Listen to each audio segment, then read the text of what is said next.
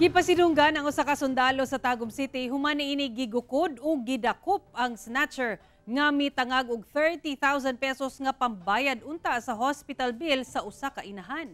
Ato siyang ilaylahon sa report ni Kent Abrigana.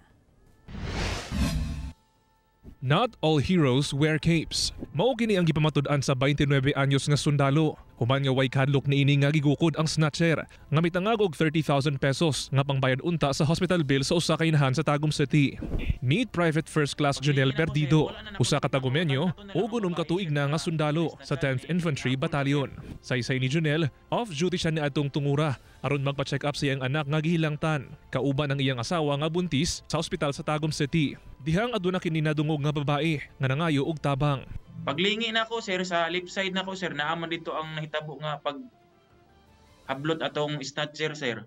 Paglingi na ko sir, wala na nako nakita ang kawatan, kato na lang ang babae sir nga na-snatchan ni habol siya sir.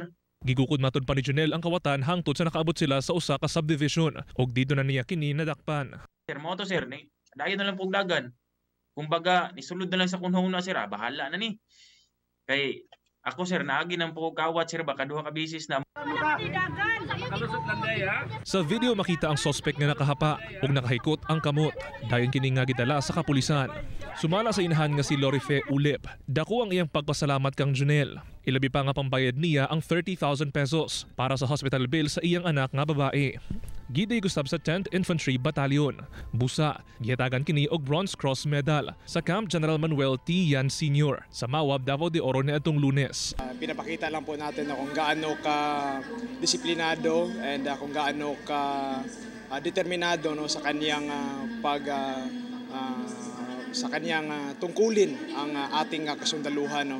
Bilang isang sundalo talaga sir, pag may kuan sir, pag nangayo jud og tabang sir, siyempre sir, dapat talagang tumulong sir para hindi lang para sa sarili, para sa kapwa-tao din sir.